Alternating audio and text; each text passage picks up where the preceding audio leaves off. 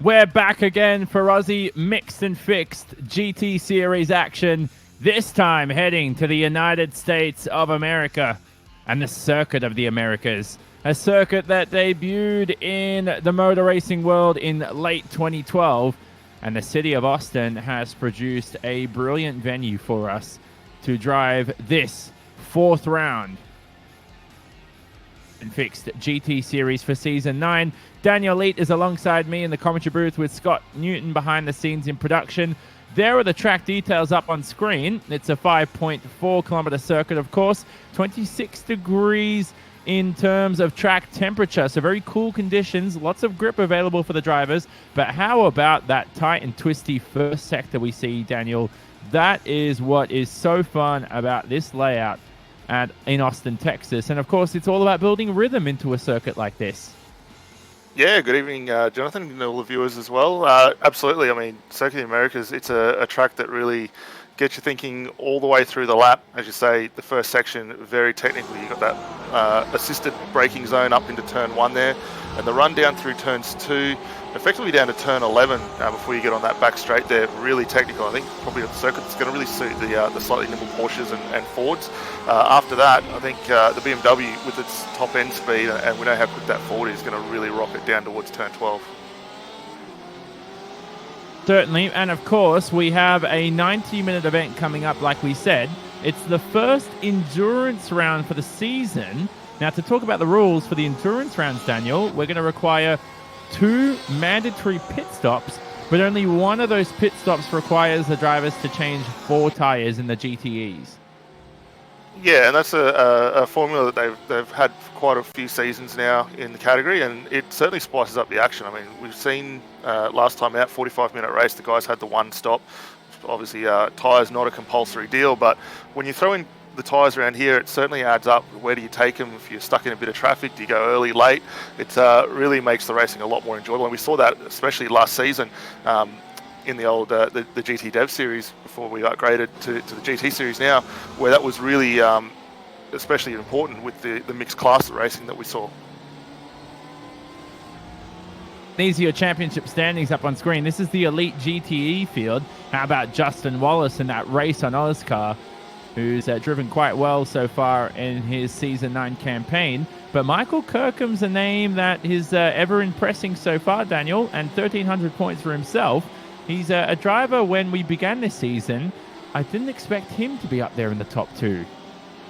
No, not a driver I would have expected to see up there just yet. We haven't seen a lot of Michael out in the series, but holding his own, must be said, out there. Only less than 100 points behind Justin Wallace, doing an absolutely fantastic job. But a few of the guys that we've seen jump across from the GTs up, GT3 upgrading to GT4, really starting to step into their own, especially the likes of Matt Allison, currently in 6th place for the race on Oscar in the GT Pro Series. He's sitting pretty comfortable at the moment. So anyone with an elite license, of course, has an I rating above 3,000. Your professionals there that were just listed are between 2,250 and 3,000. These are your amateur field, between 1,500 and 2,250 in terms of I rating. And then we have our rookie championship standings, and they are for everybody between 0 to 1,500 I rating. And whilst we look at the grid coming up in just a moment's time, I've never met anyone, Daniel, with a 0 I rating. I do know Tim Birdie tanked his I rating from, I think, 6,000 to 43. Grid's wrong, guys. Grid's and wrong. I think he also received a suspension from iRacing for that. So don't do that, ladies and gentlemen, if you're watching. Look, I can't say I've ever heard of anyone, especially trying to get down to a 0 I rating. That's certainly a big achievement in itself, and well done to him, but certainly would not recommend. No, so there's the grid on screen.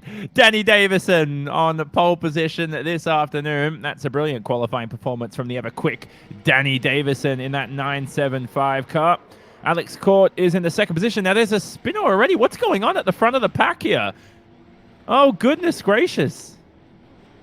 Yeah, not sure what's going on. I'm seeing cars all over the shop here at the moment. That's very interesting. Believe this isn't a boarded start. We have a car on its roof, so there are a lot of drivers leaving the server for the moment. So we've just heard word, as we've seen the cars flipping, that this will be an aborted start. And we had this before last season, Daniel, at Daytona, so procedures will remain as usual. The grid will be corrected in a new server, and we'll be able to proceed racing action right then.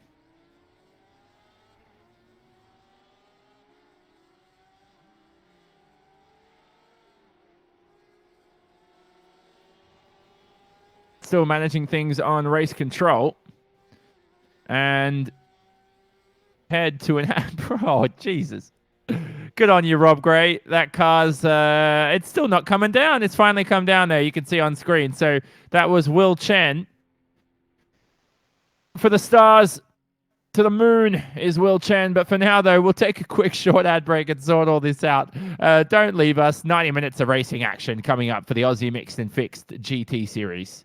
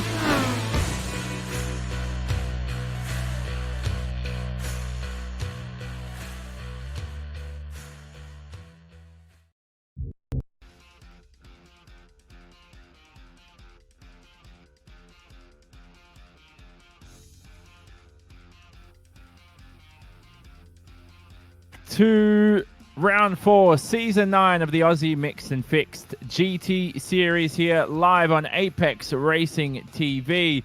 Daniel, we've sorted out the issues with the grid. We're ready to go soon for 90 minutes of racing action. We've actually just advanced to that next session for the moment, and this can sometimes get to your nerves as a driver. It can really put you off your rhythm if you're not calm and composed. Yeah, absolutely. I mean, it's a little bit unfortunate. There's a little human mix-up with setting the grid tonight. Unfortunately, that happened in race 1, well, the start of race, but it's all been rectified now, so the grid is taking position. But as a driver, it does unnerve you a little bit. You're ready to go when the races should be going, and then you had to have that 15-minute reset, or 10 minutes in our case here, reset, get ready to go, and now you got to hope, knuckle down and see what you can do as quick as possible. Most certainly, and we will look at your grid in a moment's time. Danny Davison should be on pole position. There he is. I feel like this is the corrected grid, which is good to see. Danny Davison will start on pole position for our rolling start. Stephen Lattimore in the second position. He'll be followed by Matt Allison and Lee Vandenberg, who head the second row of the grid. Now, brilliant qualifying performance there, Daniel, from Cody Bird as we cycle through the rest of the grid. But it's always good for your confidence for the Eclipse Sim Sports driver to put that car into the top 5. Yeah, anytime you can be up and towards that front end of the grid, certainly set your sights a little bit further up and your hopes up for the end of the race. A little bit further, being further down the order, we've got 53 drivers in total out here tonight. So starting a little bit further down, obviously you're going to have that bit of contention. You want to get away from all the issues when you go through turn 1, as we see the guys moving off. But I think being up towards the front, well, I mean, you can have your issues anywhere out within this circuit, but being more towards the front does seem to alleviate that. Very high uphill run into the first corner here, and it widens, of course. This is what we see from these Herman Tilke designed tracks in the modern day. Love them or hate them. And I have a feeling with 53 cars out there, as Damon Mulqueen heads the back of the order, it's going to be I hope not, but I hope it's a calm chaos.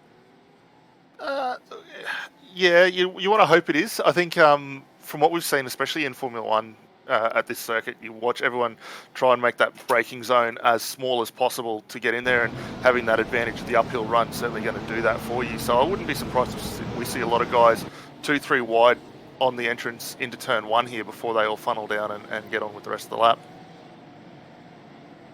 It's up to Danny Davison in the BMW to head the field away, of course. Now, there are 4 BMWs in your top 10.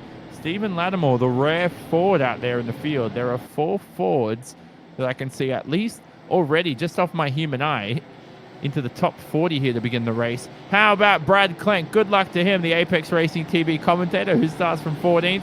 But nevertheless, Danny Davison floors it. 90 minutes of racing action, and we go green from the Circuit of the Americas. Yeah, Davison getting a fantastic jump off the line. A couple of guys spreading out wide in the back of shot there, and it looks like everyone's starting to find their position and get through relatively unscathed. Timothy Phoeben in the Mach 1 Esports car there, giving a lot of room there, very respectful. Scott Chambers there in the Ferrari, also down the back of the pack. He's up 1 position here as he battles away with Andrew Malcolm in that race on Oz BMW. And here they head through the lovely first sector of the Circuit of the Americas. Now, the anti-cut strips here can really unsettle the car. Think in the GTEs, you should be able to avoid terminal damage. You will avoid it, but as you say, it certainly unsettles the car. You'll see a lot of guys getting the wheels up when they hit that, so look for a change of position should that eventuate. But Lattimore's starting to come under a lot of pressure from his teammate Matt Allison just behind him there, so keep an eye on that. A little bit of race control investigating the start of a couple of cars as well, so we'll keep an eye out for that as it unfolds. But everyone getting on pretty well with it nicely now. Koski has an incident, and he's falling down the order like a fly right now. Definitely had some issues here at the start, but you can see one of the rookie cars and one of the amateur cars being investigated early in this race for a pre-race incident, which is, or pre-start at least, which is very bizarre to see. But for Danny Davison in the BMW, We saw all the different car manufacturers left-hand side of the screen. There we can see the intervals that's between each driver, and look at the gaps in your top 20. No one over a second behind the driver in front. I think that's what we're going to expect to see a lot of this race tonight. Obviously, with it being so wide, will help us see a little bit of a move there with Lee Vandenberg and Matty Allison going at it on the run up to turn 1 now. But everyone else really using that track advantage they can to push on here, and I think won't take long before we start seeing as well Steve Lattimore in that Ford up in second position, starting to get right up on the back of Danny Davison, the gap closing down ever more. Defensive driving by the Flying Giraffe driver of Rob Gray, trail braking into the first corner. It just doesn't do it justice, does it? I mean, it's such a high leap. Is heading into the first corner. That's Nick Sanfilippo heading over the anti-cut strips, and if you look at the front end of the Porsche, don't think there's any damage, but that could have ended his race early. Yeah, he got away with that one. Very lucky there, as you say, no damage on the front, so he'll survive and get on with it again. Did also bring Brad Klink up on the back of him there, and Klink looking to get a move done down the inside to turn 11. Attack here from Brad Klink, like we said. This is Kenneth Latta on the run down to turn 12 here. Straight, this is the best overtaking spot at this circuit, and Latta versus Jeremy Clark and the Riot Sim Racing Porsche. Clark down 2 positions here to begin this race. To halve that disadvantage. Had a peak, but not enough. Past Latta in the race on Oscar, but I tell you what though, that's brilliant calm driving by Kenneth Latta not to outbrake himself, because it's so easy to do when someone throws a nose up the inside. Yeah, and the guys are not going to want to make it easy for anyone else coming around him, so he's done a good job to keep the car on the road, and we know that these cars don't have the add of ABS to help get them through, so really good job not to snatch a break. He's actually opened up a little bit of a gap now over Jeremy Clark there, so we'll look to see that continue on, but looks like we're going under safety car conditions at the moment as well. Essentially like a virtual safety car right now, as there's and we'll try and find out as soon as possible from Ryan Kolstad and Race Control. This is down the back of the pack. Are these guys racing now? Are we back in green flag conditions already? No, I think they're just forming up on the back of the grid. So kind of like a Code 60 you'd see at a Le Mans or Nürburgring race. And everyone will slow down and close up on. Pretty much your 4 mixer cars will all train right now. Try and find out what this is for. Now, this is Kester Mack with issues. He's very slow right there, Kester Mack. And that doesn't look good. Oh, excuse me. I was going to say, that's a car I'm not really familiar to seeing, but there's Kester Mack on screen in the 000. He is the safety car. Confirmation.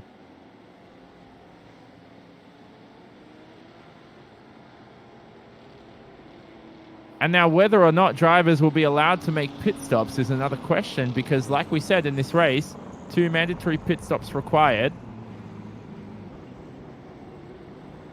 Requires 4 tires to be changed, and this might be a good time to make the stop that doesn't require 4 tires to be changed. Yeah, I think taking tires right now, you're going to hold off at that if possible. Looks like a lot of guys having to slow down now to let that safety car back through. A little bit of confusion there, but tyres, I think 5 minutes into the race, you're not really going to be looking to change them right now. Pressure, Kester Mack. Who's better, Bernd Mailander or Kester Mack here? We'll find out. Depends how quick he goes. Well, yeah, that's it. No, I think it's just getting the guys used to it. We haven't seen the safety car out in the championship so far this season as well, so everyone having to get used to that. The safety car did undergo a bit of a livery facelift for this season, so the guys just having to get used to that one. It looks like they've slotted back into position now, though. Wait, let's have a listen. Cool, doesn't it?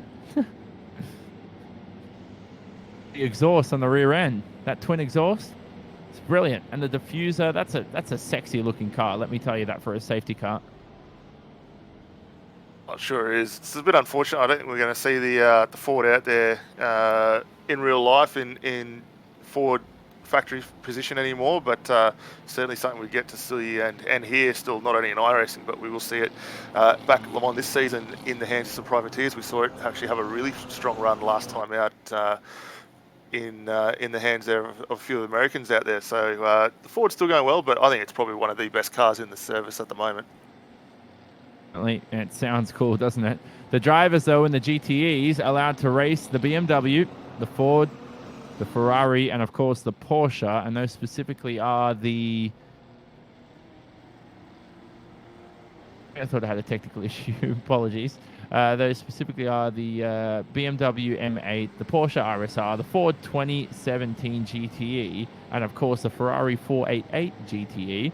Now, like we said, as Kester Mack there, just picking up some marbles. Why not? We might be ready to go green flag in just a moment's time, but again, car selection ever so important in this series, Daniel, because track to track, the balance of power can change depending on the long straights available, depending on the high, fast sweeping corners. There's a lot that can come in to influence your decision to pick a car. Absolutely. I think, for my benefit, I've always been a fan of the Porsche. I would drive it regardless, but as you say, each car does have its good and bad. Safety car, we're getting word, will be in this time and it's already down the lane, so we're going to be underway here, but each car certainly has its own advantages and disadvantages in this series. Iverson floors it. We're back to green flag action. Nobody opting for the pit lane this time round. Now, we know the drivers are not allowed to pit until the start of their third lap locally. So nobody opting to enter the pit lane. One driver actually I see is Timothy Phoeben in the Mach 1 Esports car. He's followed by Stephen Bartholomew. But we're watching your leader here of Danny Davison. Brilliant getaway for him for the restart. And he's got a half a second advantage on Stephen Lattimore in the Ford.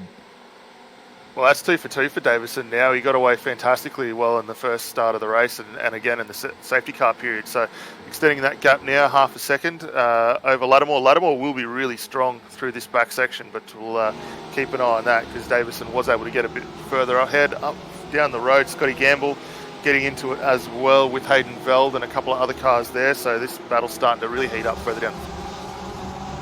This is Scott Gamble, like we said, in that JP Simshed car. Auto care, and he is down in the 24th position. Already up 7 spots in this race. He's in a nice little battle with Hayden Veld up ahead in a race on Oscar. Now here's the long straight. Traction ever so important. Which car is the best here today for traction as we ride on board with Gamble? Look, I think you'd have to say the Porsche, certainly the best with the engine over the back, will get the best drive out, but top end speed, it's got to go to the Ford. We saw how quick it was at Monza earlier in the championship and again last week out getting another strong win. So the Ford really good, as you see in the background. David Mulhall coming down hard in that Porsche under brakes, but dropping a little bit further off as the guys work down through turns 13 and 14. David Mulhall on screen in the Eclipse Sim Sports Porsche. It's the entrance into the third sector. In 14, 15, 16, now into the double apex right-hander. Resembles that Istanbul turn 8. Not as thrilling, though, is it, as Istanbul? And then the toughest part about this final sector now is picking up the off-tracks here, especially coming into the exit of this corner right now.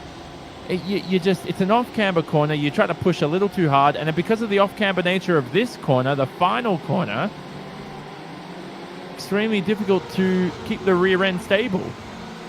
Well, it's a track that really pushes you to use as much mid-corner and exit speed as possible, similar to what you'd see at Paul Ricard being a very wide circuit there. You push extremely hard, and the guys will be doing that absolutely the same here. We saw it at IndyCar earlier in the year in the real-life IndyCar series here. They actually got rid of off-tracks completely, which was a bit of a mistake in my book, but for the guys that are doing it, they're trying to set up passes wherever they can. We've got Dave Clement all over the back of him with Reece Keane and Kenneth Latter as well. So these boys not messing around early on.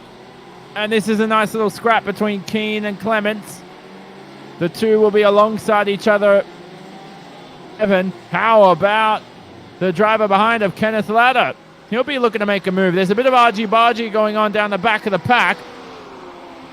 A clean slate of track here for Kenneth Latter. He's looking somewhere to make a move. Up the inside, double trouble in the Ferrari. Pulls off one of those passes. Well, it looks like everyone getting through, but you can't go 3 wide down into turn 12. It doesn't work, and great driving from all these three not to see any cars going off the back of the track. That will bring Brett, is that Jeremy Clark as well in the right racing car? He's going to get in board with this little fight as well. So we're going to have 4 cars here very, very soon fighting out. And actually Rob Harris also working his way up in that KRF Motorsports car. Stephen Lattimore from your top 3 has pulled off the side of the racetrack with technical issues. So he's out of the event, is Stephen Lattimore so far. Hopefully able to rejoin soon enough. You battle away here on lap 5. Event, Davison crosses the line, still extends his lead on Cody Bird. Now that's important for Cody Bird. Not only did he pass Lee Vandenberg, now he's just passed Matt Allison, but also gifted the position from Justin Wallace. Bird into second. Yeah, Bird having a fantastic run. Those couple of early dropouts will really help him. But Matty Allison going to be pushing him really hard here. We'll keep an eye on this. The gap, 0.3 of a second at the moment. And Allison has come on and so strong in this BMW since he jumped up from the Z4 last season into the M8. He's doing a fantastic job in this car. For sure. So a lot of movers and shakers throughout the field. How about Jackson Walls? Am I seeing that correctly? Daniel, in the 15th position, he's up 19 spots as we see continue here for the 5th position. Reese Keane up the inside. Yeah, it's a great run from Wall. A little bit untidy on the exit there of turn 9, and Matty Morris down the inside. Great strong pass there from Morris. We expect him to be a little further up the field. We know how quick he is in a few other these cars and some other championships, but Aaron Septio going to have another run here down the outside, so this could be a bit of a crisscross at the end of this one. Out for the drivers behind of Clark and Ladder. They're also in a side-by-side scrap. 13, 14, 15 and 16 coming up, the double left-handers. Here's a 20-second stop and hold penalty for car number 129. We'll talk about that in a second. Clements up ahead for the moment. Issues down to 4, so he's ahead of this crew, but nowhere to be seen, so they'll catch him sometime soon. This is an awesome battle so far. Yeah, the guys really putting on a strong fight, and it's great to see everyone giving a lot of room and respect here. So breeds fantastic racing, and we're seeing that on the screen right. Clements has spun at the second to last corner. Clements will enter the pit lane, so issues for him in the Mach 1 Esports car. It's a quick pit stop just to get his rhythm back for sure, but those tires would have taken a beating. I don't think he actually, Dave Clements, I don't think he actually had any damage from that, thankfully. No, I think he'll get away with that one. We just see Nick Sanfilippo having a cheeky look up the inside at turn 1 there, and that's a great shot of what you can do under brakes up there, coming in a little bit later, getting the car slowed and closing in. But Jackson Wall pushing on. He's got Jeremy Clark right behind him in that right racing car, and Jackson at the moment, as you say, 21 spots up, finds himself in 13th right now. He's pushing on exceptionally well. Jackson Walls, 13th position for him for the moment. That's a brilliant start. Looking through the order right now, how close is he to William Mitchell up ahead? A few seconds, so he's got a lot of time to William Mitchell, but how about the start? Pecking order changing quite a bit. Matt Allison ways Wallace with a technical issue. This has allowed and opened the door for Cody Bird to have a good race. Now, this is what Cody Bird needs for a bit of his confidence. Well, it's not only going to build the confidence. The confidence is the main thing. It's going to get him really set up. He's getting some great track position up there, and only being half a second off Danny Davison as well. He's not that far really off the lead of this race, so anything can happen here. Look for him to be really strong, but it is going to boost his confidence later on in the championship as well, as we go away from the open nature of, say, COTA to some of the more technical circuits a little bit later on. He's going to have a lot more stability and confidence in that car. Some Walls just flicking the headlights, trying to get rid of one of those lap cars there. As we watch Aaron Spetch here, we're trying to find out who that lap car is, but we're watching Hayden Veld, who's just made their way past traffic. That looks like it's Grant Matterford. So Grant Matterford's pulled off the side of the racetrack. His race could be done. I'm looking at the gaps as well. Lee Vandenberg up into the second position in a scrap with Cody Bird. The two of them separated by just a touch, only a few millimeters, and Cody Bird remains in the second position. That was a strong move from Cody, able to hold that off. He's got a little bit of breathing room now as they work their way through the S's, but Lee's not going to let him go here in that Mach 1 Esports car, so we'll keep an eye on this as it unfolds, but it's fantastic for these. Cody Bird, brilliant defensive driving, but I'm encouraged by the poised aggression from Lee Vandenberg. On board and look from the rear end of that Eclipse Sim Sports machine. How deep on the brake was the Lee Vandenberg there? It gave me a fright. Yeah, Lee's got the car working exceptionally well. He's coming in really hot and getting it pulled up without a snatch of the brakes, so doing a fantastic job. But he is also bringing Matty Allison along with him on this run. We'll keep an eye to see whether Matt decides to stick the nose out. He's only half a second behind this, but that Ferrari is strong in the toe. The inside was Lee, but Vandenberg will have to remain behind. Oh, Cody Berg. A poor exit there. He'll maintain ahead of these two. Matt Allison also ready to pounce. Now, here's a penalty on screen, Daniel, for car 367 on lap 6. So that would be... Any idea who that is? Well, that's Simon Larder for the Right Racing car, so 20-second hold for him. He'll have to come down the lane and serve that penalty very, very soon, so we'll keep it up. Fortunate for Simon Larder. Yes, just confirmation now from race control. It is Simon Larder. That's a turn for the worse, isn't it? How demoralizing is that to get a penalty so early in your event? It certainly is. It makes it a lot harder night for you. It really ruins all your strategy options that you kind of got there. So you'll have to just clear it and get down with it, head down, bum up, and keep pushing as we see William Mitchell putting a move on Ben Faulkner in the Race and Oz Ford. So great to have a Ford up there, and actually Ben's the highest placed Ford at the moment, currently sitting here. Mitchell. Oh, going for the switchback is Faulkner. The defensive here is William Mitchell, just trying to take the racing line into the first sector. Now, the problem with the first sector is, Daniel, once you muck up the first left-hander, the rest of this sequence you can see here, how thrilling a sight is that? And for pretty much the rest of the SS section.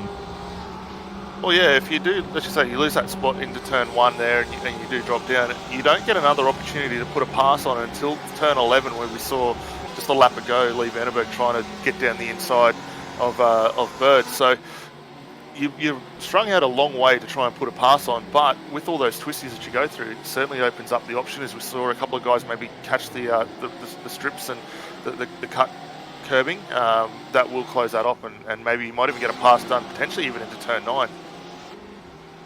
On the back straight, Jackson Walls. He's having a good race so far, don't forget. This is an ever-quick driver in that Velocity Motorsport magazine racing car.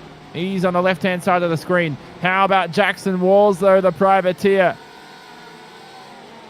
I think he's actually defended that position from Matt Morris. So Walls remains in the 13th position, but he went straight off the racetrack to do that. Yeah, these guys will really be using as much leeway as possible. They're going to have to keep an eye on incident points. Don't think that actually will impact the race tonight, but certainly using all available track to hold Matt Morris behind. Still on the defensive here, heading into the final corner. I love that peak, and then retaking the racing line was Matt Morris. He's hungry to race, isn't he? And he's got a mammoth run here. He sure is. I wouldn't be surprised if we see him try and get this move done with a block pass down into turn 1 as he sets it up nicely on the run up the hill. Oh, Walls tried to trail brake. He's going to have the opportunity to switch back here on the Porsche. But the other Porsche of Walls will be demoted to the 14th position. So brilliant move by Matt Morris, and that was a game of chess. He set that move up a few corners earlier. He did, and you see Hayden Veld just getting through on the Ferrari, proving you can almost go too wide through the S's. But yeah, Morris worked on that one. A couple of laps there, and as we say, big block pass to get down the inside and take that.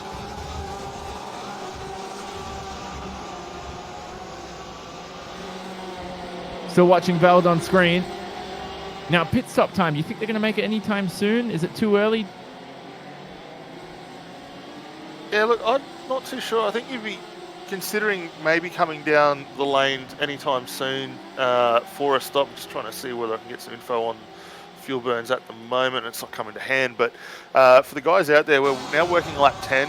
You're probably maybe considering it 20 minutes down in the race. We've still got a long way to go, obviously, still another 70 minutes left to run here, so it could be potentially a little early, but even if you just come in, clear one of your stops early on, might not be a bad way to go. Definitely. And then we watch these. This is Jason Dulligan in the Pulse Racing Team car. From the Redback Racing car of Miller. Oh, Benjamin Faulkner. Has something gone wrong for Benjamin Faulkner? He's in the 16th position. Lost 3 spots as I began that sentence, so something's gone wrong for him. Yeah, not too sure what happened to him there. We'll have to see if we can pull up a replay as we can see it up on screen at the moment. And doesn't look like anything too serious from here. Maybe just running a little wide. Actually, here we go. He's looped it down into turn 16 there. Caught the back brake there, and he had to let a fistful of Porsches go through on him. That will drop him down into the 16th position. Yeah, very unfortunate for him. Nick Sanfilippo. Nick straight up the inside, but can he hold it on the apex? That's the question. Brilliant switch back from Benjamin Faulkner. The leading Ford out there in the field. They're going to be alongside each other heading into the first few corners here. But it looks like Faulkner will retain the 16th position.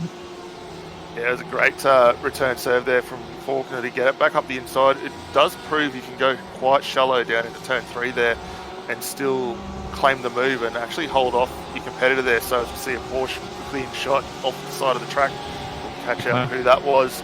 But yeah, the guy's certainly using all options here. Yeah, that was Brad Clank, new Apex Racing TV commentator, so we won't be too biased, but unfortunately he's made a mistake there. And he'll be lamenting that for sure. It's lost for Brad Clank, still having a decent race. Now up ahead in your top 3 positions, Lee Vandenberg has found his way back past Cody Bird. Out of this race from that 5th position, was up in a 2nd at best, but this lap he's somehow made his way past earlier on. Yeah, we're looking at the last time by Lee Vandenberg, 0.2 of a second quicker overall, so a little bit more speed on board with the Ferrari at the moment, but probably, as you're saying, maybe getting into the option of pit windows starting to come through, but Cody could just be looking to save the tyres a little bit there. He does have Matt Allison just behind him now, and probably just going to let it cool off a touch and come back, but Lee doing a great job out front. Last time by, actually 0.7 of a second, this time by quicker than Cody Bird there. So the Ferrari really starting to come into its own. Yeah, that's a good thing that you say there, because I watched the move happen at turn 1 between him and Lee Vandenberg, and really defend too aggressively, and he didn't really go for the switchback coming out of turn 1. That's a possibility. We saw that earlier, didn't we? So I'm thinking maybe Cody Bird's just trying to save the tires, not too worried about track position. Well, yeah, I think tyres are going to be absolutely key here, and the biggest difference between both the Ferrari and the Porsche, obviously, and BMW, is the engine placement. BMW's front engine, Ferrari mid-engine, a little bit kinder on the tyres overall. So while the BMW gets up, works the tyres a lot harder early on in the stint, it probably will fade a little bit. And I was watching Cody come through the back-end complex there into the 16, and the nose not really wanting to come in on him. So could be suffering a little bit there.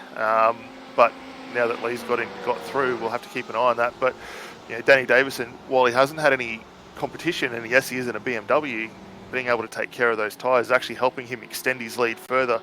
Last time by was still 0.5 quicker than Lee Vandenberg. So not having to fight and scrap is really helping Danny here continue on. Brett Hender and Rob Harris in the 7th and 8th positions. How about Jeremy Clark and Jackson Walls? Walls now looking for the 12th position. He's on a mammoth run this race after starting on your 17th row in the 34th position. You'll have to defend here from Clark. Pick up the pieces on the exit. He'll be okay. Hey, how about this, Daniel? Hats off to Jackson Walls. He's driving fantastically well right now, sitting, as you say, up in the 12th spot. doing everything he needs to do, just running the car a little bit offline to make it hard for the guys behind to get through. Clark doing an equally great job sticking with him and trying to push on. So these two, I don't think we're going to see them that well separated for the entirety of this race. Maybe when pit stops come in, but right now these two almost equal pegging. From Jackson, like we said, I feel a bit sorry for Benjamin Faulkner, the only Ford driver out there in the 15th position. But at a race like this, you almost don't feel sorry for him. He's got that bonus, doesn't he, of the straight line speed right now. Well, he does, and Ford doing very well. Just keeping an eye on Jackson. He took a massive lock-up into turn 1, which really opened the door for Clark to try and come through. Clark not able to get the move done, but trying to go down the inside into turn 7. Not a passing opportunity that we traditionally see, but he is pushing on exceptionally hard. It's actually brought Aaron Sepio into this battle as well, as we've got three Porsches and Faulkner now involved in this, as Ben down the inside trying to pull a move off. Yeah, I mean, Aaron himself right behind the privateer and the Porsche. He had a bit disappointed in the run he received there. Lynn Benjamin Faulkner along on this main back straight. I mean, they're going to be line astern. No one's going to make a move anytime soon. How about Matt Morris, though? He's got a lot of pace, Matt Morris. Not the best qualifying performance into 19th. I know he's 21 seconds off the lead, but this is a long race. I think he's on track for a podium with the pace he's going at the moment. One of the fastest cars out there on the racetrack. Well, it certainly is. I mean, the last time by 121.2, so the Porsche still holding onto the tyres very, very well. He was only a touch quicker than Will Mitchell, who's got right in front of him now in that Ferrari. So wouldn't surprise me if we do see him getting a move done there, as we see a pit penalty coming up for the 404 car. We'll get a name to that car very second. But Matt was pushing on exceptionally well here. He's right behind William Mitchell. You know, all race, I just figured it out right now. I thought I knew William Mitchell from somewhere, and then I've just been thinking of William Hill, the betting service, the whole time. So I don't know him. No, that's great. I got confused. No, I wouldn't have put the two together, but no, that's not a bad one at all, though.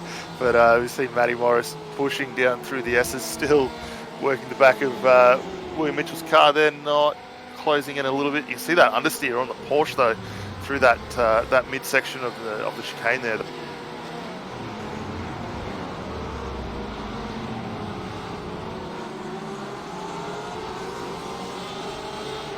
And whilst this occurs, still haven't seen many of the drivers make their first pit stop. Whilst I say that, though, Ryan Decardia McCarthy, Dean Reddit, Andrew Malcolm, all in the pit lane right now. And GTE vehicles. There's a stop and hold penalty for car 711.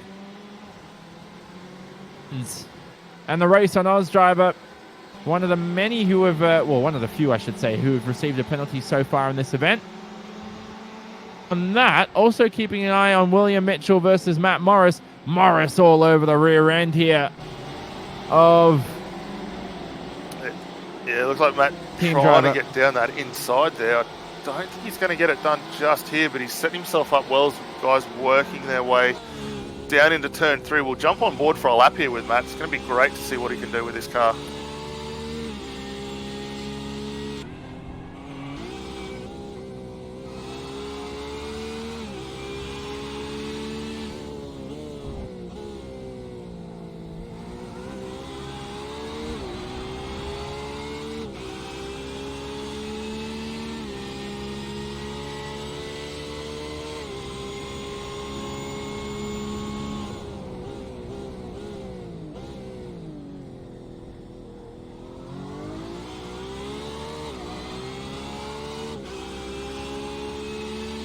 To visit the whole lap, but that's Matt Morris finding his way past William Mitchell. That's a brilliant pass, and he's into the top 10 is Matt Morris.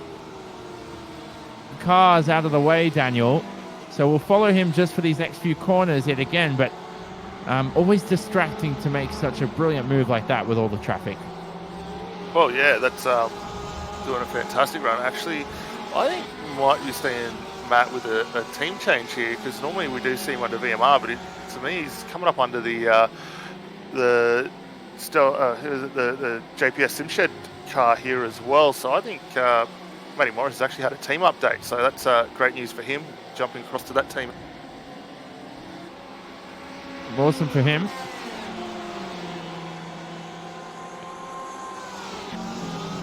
I'm up in his first race for the team. He's doing quite well.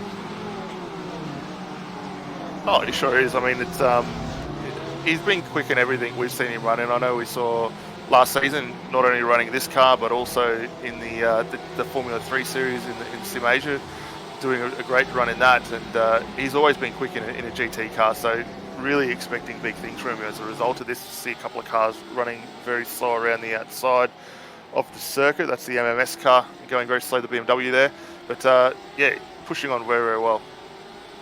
So less than an hour in this race, and still haven't seen anybody pit stop. Danny Davison just went purple in the final sector. He's had a brilliant end to his lap. Has Danny Davison. This is David Miller on screen, who started in 46th, up 26 positions. Another driver making their way up the order. Yeah, there's guys all up the field moving up very, very well right now. And as I say, David Miller up 20 spots from where he started, so right down the mid-pack, finds himself inside that top 20 now. And he's got a little bit of company here with Jonas Koch coming through in the DPR racing car, so Johannes not able to get that move squared away, but both these guys pushing on really, really well, up 20 and 27 spots respectively, so they've come a long way up through this field. Johan's there in the DPR Racing BMW. So here's what I'm confused about. We don't have many BMWs down the mid-pack, but we have 5 of them in your top 6. Is this just luck, or is this a bit of a balance of power? I would be thinking maybe a bit of a... it could be realistically just a car-specific track combo that works very, very well. You know, I know when we saw the high-speed runs at Monza, the Ford was exceptional around there and had a huge advantage. But for the guys in the BMW, a little bit longer, probably actually really suits getting through the mid-corner of the track, being that longer wheelbase. The car's a little bit more agile, or not agile, a bit more easy to manage through there. You're not really juggling the twitchiness of, say, the Porsche or the Ferrari. So overall, I think BMW doing probably maybe a little more favoured than the other cars out there tonight. You think it's... do you think the Ferraris and the BMWs handle the tyres a little bit better, or am I overthinking this? No, well, look, the Ferrari's always been good on tyres regardless, and to that extent, so is the Ford, and in the right hands you can get a lot out of it. But Ferrari, I think, as good as it is, it's really an all-round car. It works in every sort of circuit, high speed, low speed, you name it.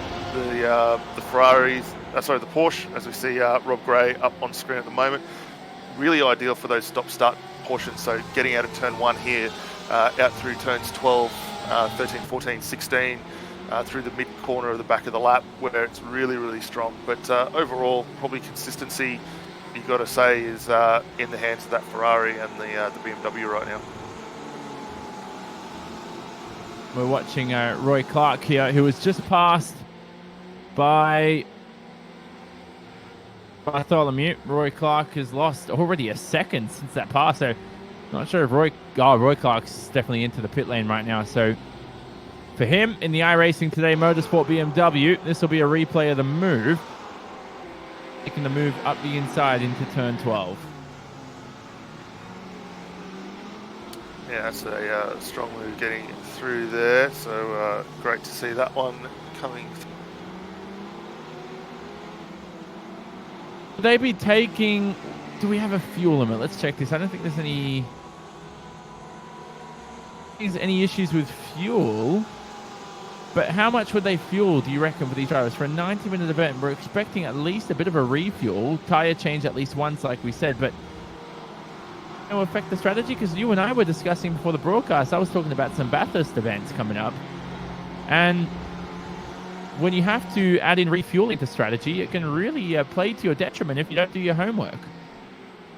Absolutely. I mean, the guys would have put a lot of effort in over the course of the week in getting this car right and learning what they can do. Obviously, they do run a fix set, which is graciously provided by the series organisers out here, which gets a great balanced performance. But as far as fuel window goes, I mean, you've still got a little bit of toggle with your fuel maps and the like. So if you are able to get up behind someone, you potentially roll off and save that little bit more. But I think the guys here would have a pretty good understanding of where they can go on the fuel numbers. And from previous events, if we are running the full tank, and unfortunately I didn't get a chance to have a run out here earlier this. Saw a car spin into the first sector ahead of Roy Clark, and this is off camera. Lee Vandenberg. It was Lee Vandenberg. Lee Vandenberg's had a spin into the opening sector here at the Circuit of the Americas. That in just a moment's time, Daniel, but here's the replay up on screen. Lee Vandenberg, I think, hitting the anti-cut strip. Wow.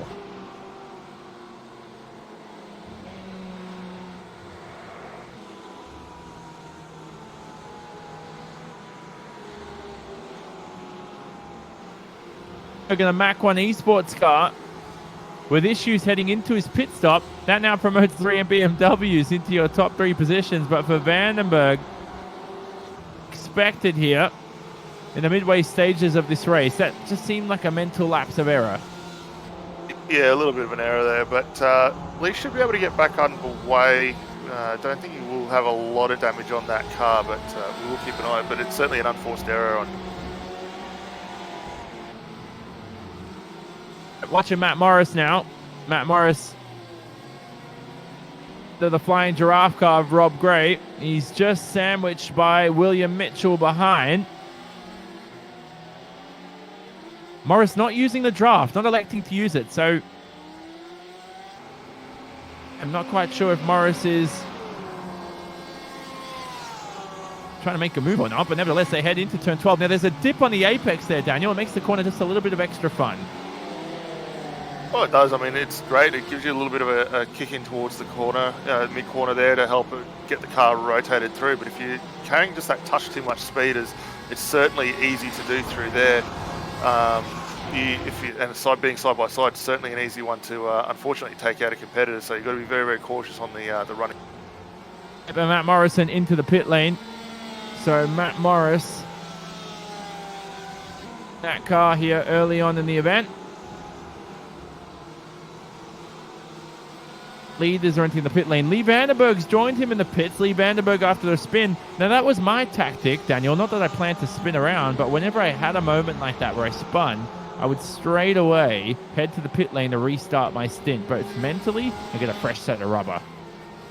I think that's the best way to do it. I'm somewhat similar, and if you are able to get in early on and you haven't damaged the vehicle too much or at all, come back in, take that 30-second stop while the car's stationary, reset your mind and push on again. It certainly makes it a lot easier for later on. Yeah, Matt Morris out in the way, but we are watching Dave Clements. Oh, that was close into the first corner between himself and Paul Wood in the Ferrari. Oh, Dave. Boyle. Yeah, it was hugely close there. Hat off to Paul Wood for not giving an inch on the mid corner there at turn 1. That was a strong move from him pushing on there. Steve Bartholomew up on screen at the moment, working on the back of Matty Morris, just ahead of him. Matt's come down for his stop, but Steve's still yet to come down the lane for his stop, currently up 19 spots. Of course, we will keep you posted on the order once everybody makes their pit stops. Reese Keane, DPR Racing, he's in the pit lane, and the Ferrari of Rob Harris joins him. These are their first pit stops of the day. Now, when we look at the times, how long would it be to take 4 tires? And the thing is, if they have to refuel these cars, is it longer to take tires than it is to refuel? You might as well take 4 tires at both your pit stops if it doesn't take that long to refuel. Well, I think from memory, with this car, it does 1 tyre at a time after the fuel stop has complete. So ideally, you'd only want to take the tyres once. And I think looking at some of the times we've seen so far for the guys that have taken fuel, you're looking around a 15-second stationary time. For the guys that have elected for tyres, you're upwards of around 50 seconds. So quite a bit of time to be saved if you are able to just take the one sort of rubber throughout the race. For the guys doing it over 2 stops, while it will give you a little bit of an advantage overall, especially at the back end of that stint, you got to have a lot more pace in the car to be able to really make advantage of it. Johannes Koch in the 11th position, another DPR Racing driver. He's just ahead here, Keen, by about 4 seconds, so he's not in the way of his teammate. Having a decent race for himself so far. He's was 13th last time he crossed the start-finish line, now currently 11th. Just trying to see if anybody else can make a pit stop. The problem for Danny Davison, who continues for another lap, is he can't make a pit stop too early because you'll feed out into traffic. That's the problem for the leaders. You have to wait for everybody else behind to make that decision. Absolutely. I mean, well, the biggest thing here is we see Johannes go around there, a little unforced error. A lot of the guys will have telemetry software that will give them a bit of a hint on where to come out in the lane, and managing those positions to where you come out is absolutely key. If you're up in that top 5, you want to drop into some clear space, and we've seen that in plenty of Formula 1 events where they try and manage the stops to come out without anyone around them. Equally, you want to be doing that here on this track tonight, because with 53 cars out on field, the last thing you want is to be stuck behind someone that's really a little bit slower than where you're ideally positioned to be on the outright pace. Exactly. This is Rob Gray on screen. Oh, he's overshot turn 1, hasn't he? Rob Gray. Hill, who I thought it was for most of the race, William Mitchell.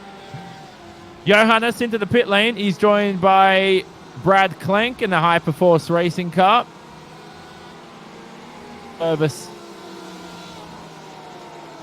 And get some fuel and a fresh set of rubber, of course. So whilst they're in the pit lane, we go back to Rob Gray. William Mitchell. I think William Mitchell's going to get a mammoth run coming out of turn 11, but he's just about behind. Thank God there's no DRS in this car, otherwise he'd probably slingshot his way past. Yeah, well, I mean, the Ferrari's slippery enough as it is, doesn't probably need the aid of the DRS, but I think Rob's just got himself enough of an advantage here to where he's not going to be really providing William a lot of a tow. So we'll keep an eye on under the brake. We saw how good those Ferraris can be in the hands of Lee Vandenberg under the brakes earlier on in the race, but we'll see what William's able to do with this car as you see him funnel down very hard there, down to turn 12. Both guys getting the apex quite nicely and continuing on for this mid portion of the race. GPS data, Daniel, we looked at the relative times. William Mitchell gaining 1/10 of a second down the straight. Now, whether that was to do with the slipstream as Rob Gray locks up, whether or not that was to do with the slipstream, whether or not that was just due to the slippery Ferrari. Yeah, I'd say it's probably a little bit of both in that respect. I mean, the slipstream effect, like if you drive the Formula Renault 3.5, I think 0.7 of a second behind someone, you don't really feel the slipstream. Once you get to about 0.6 of a second, you notice that you pretty much throw a grapple onto the car ahead. Like it's so fast. So sometimes the slipstream effect in different cars can react differently. Yeah, and that's something we've seen in a lot of different series out here, say Formula 3. The GTs equally get the same advantage, especially on some of those bigger circuits. If you run the Daytona 24, for instance, huge draft advantage out there. And once you get into it, it makes a big benefit, as we've got Hayden Feld up on screen at the moment, sitting down in the 17th spot. He's got Steve Bartholomew and Aaron Specchio just in front of him. So a couple of guys fighting down inside the top 20s. We see a slow-moving Porsche just getting out of the way and letting these guys continue on the race. But Hayden doing a great job, up 22 spots from where he started, and he's having a great drive tonight. Veld started from 39th on the 19th row of our rolling start. He's got a front row street view, I should say, of the battle between Specchio and Bartholomew up ahead. See a Ford, isn't it? Punch buggy Ford. Just do that. No, not at all. No, great to see it. And actually, where are we looking? Hayden, Steve Bartholomew there, second forward out there inside that top 20 at the moment. So Steve doing a great job in that double RT. And good on Steve. So still waiting for a few people to make their pit stops from the lead. But one of those drivers from the second position is Cody Bird. He enters the pit lane in the BMW. And the Eclipse Sim Sports machine will aim to service that car as quickly as possible. Brett Hender behind for Team Hyperdrive, also joining Mr. Cody Bird up ahead. Now, if I'm looking down the order, and the fastest lap of the race so far, if I'm not mistaken, is set by Matt Morris. So Matt Morris with a 2-minute 0.1 sets the fastest lap of the race. He's right behind Lee Vandenberg here. Vandenberg had the spin, but as I said, Morris here's got about 45 minutes to reel in the leaders. I think he's on track for even the race win, possibly. If he's able to keep the pace up, certainly no reason that he can't do it. The car looking exceptionally good. Last time by a 20.5, so it's only 4/10 slower than his outright fastest in this car at the moment.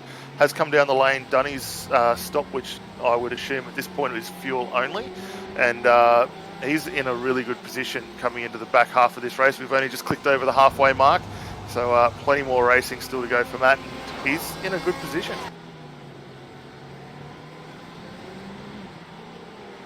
So to the pit lane here, that's Brett Hender.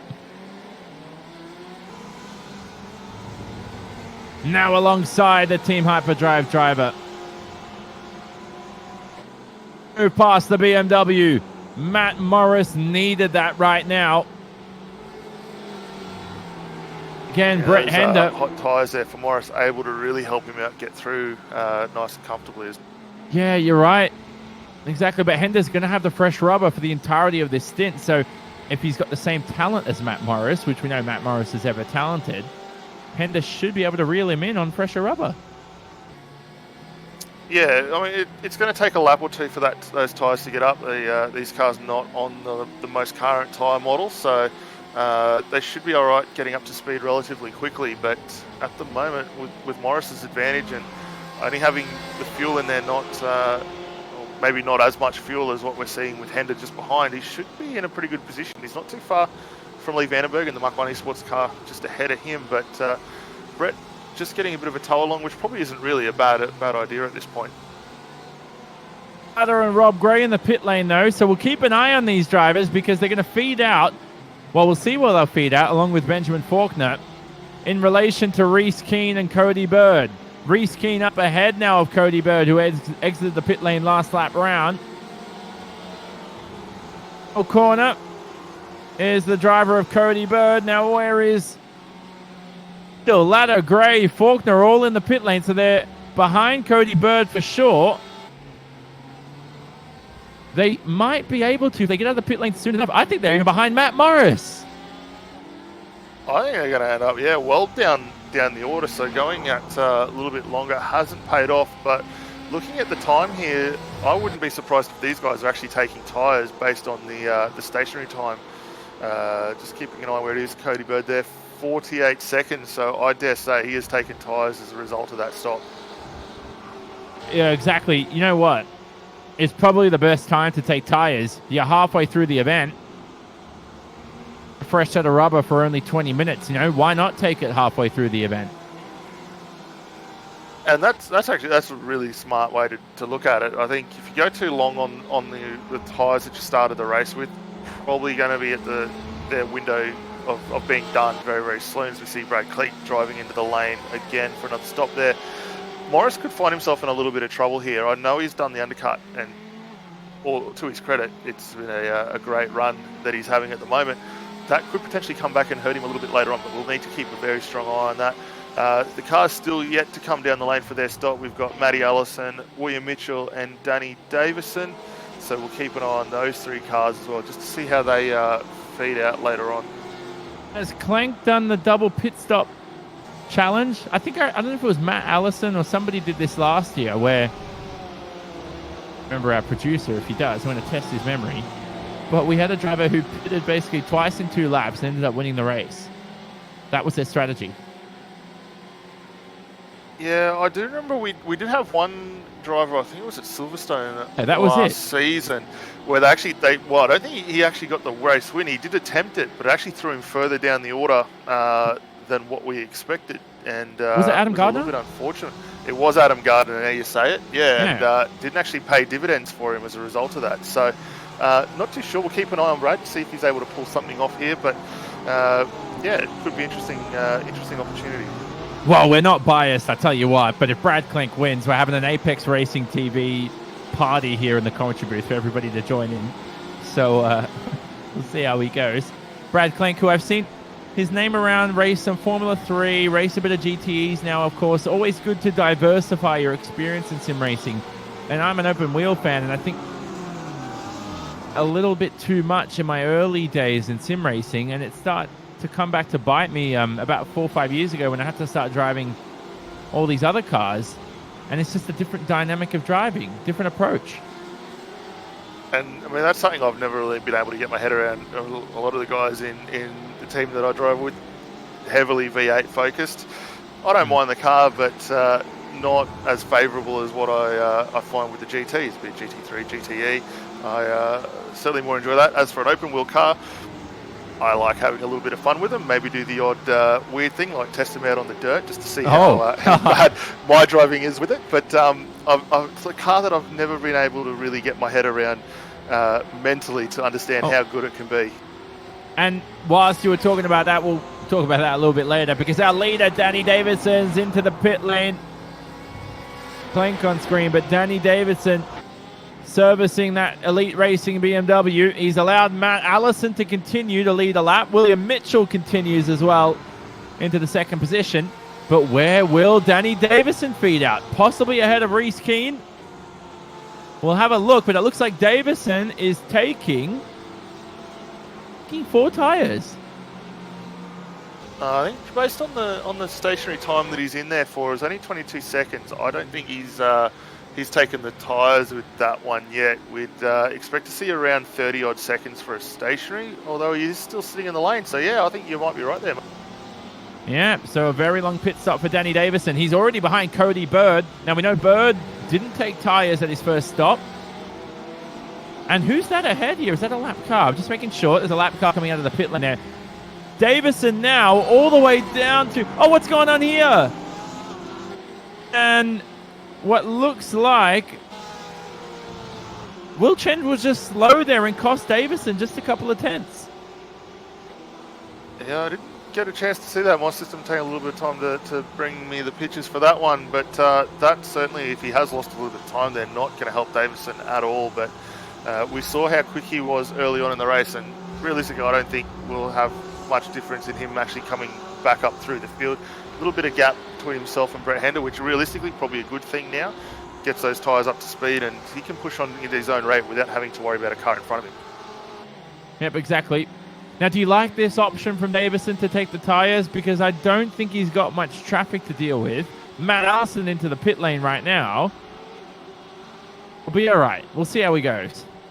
I think realistically, it's probably a pretty smart move. I mean, obviously, you got to put 2 stops in for this race, so you could do the traditional 30-30 gap and run it from there. As we got up on screen, the driver positions there, Davison working down into turn 12 now, but it's not a bad idea. I think tyres at 55-minute mark with 35 still to go on the clock, probably your safe bet in getting them over and done with now, but we'll keep an eye just on the live timing map with Davison. Where is he? Down on bottom of turn 16. I don't know, this one will be very close to see whether he can get ahead of Matt Allison. So yeah, Matt Allison into the pit lane, still sitting for an eternity right now. Now, I'm a bit confused with that pit time. What does that mean? I don't think he's taken tyres. No, Allison has gone out there just fuel only at this point. So that's a pretty brave move. As I say, we're down on the last 30 minutes basically of this race, and to have only done the one stop and not taken the tyres yet, that's a big bold gamble to see whether Someone taking a big bold gamble as well is Lee Vandenberg, the Mach 1 Esports driver, servicing that Ferrari ASAP. That was a 4-second pit stop for Lee Vandenberg. He's out and away, ready to reclaim a podium position after his early spin.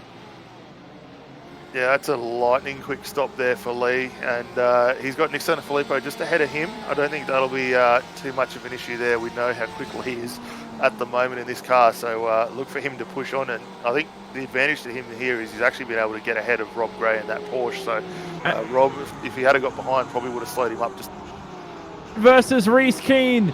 Keane in the second position here, but Cody Bird's promoted himself into P2. He ran a little bit deep into the braking zone of turn 12, but Bird with mover, well, it wasn't really poised, that has to be said, but he's made the move nevertheless. Yeah, it's a little bit forceful from Cody there, and I'm sure that'll probably have got the attention of the of race control there. Just running a little wide through turn 12, but able to hold the position. So keep an eye on that just to see if there's any thing maybe pop up later on. Both these drivers giving each other just enough room to continue on this. And Cody Bird running even wider there through the final corner and onto the main straight here at the Circuit of the Americas. He's already extruded that gap between himself and Reese Keane to a second. Like this format of 90-minute event, the start of the race was a little dull, wasn't it, Daniel? But now with the pit stops coming into play and the strategy, we're starting to see drivers really have to use their high IQ strategic skills to win this race. Absolutely, and I mean, a lot of these guys probably not running with the aid of a spotter or a crew chief out there, so really relying on all their tools. And if they are doing that, scanning multiple screens and doing a great job to push on as hard as they are. But yeah, these strategies really starting to converge at the back end of this race. Now, producer behind the scenes, he's really pointed out something that